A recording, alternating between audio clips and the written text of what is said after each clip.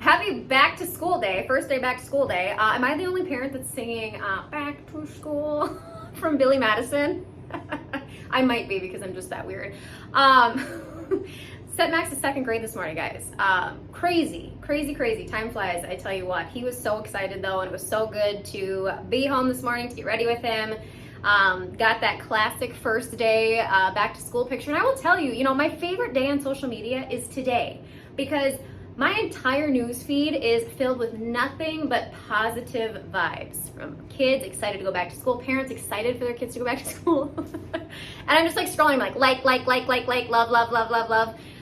So anyways, it's a great day to be on social media. But really the reason I'm recording this video is to get in your ear one more time about green photos, okay? If you're thinking about selling this fall or winter, you want to stand out, get the exterior photos done of your house now, because I can tell you your house is probably going to look better right now than it would in February or March or even like April, like the kind of when it gets all brown outside. But and today's summer, tomorrow could be fall. We just don't know. We live in Minnesota, right?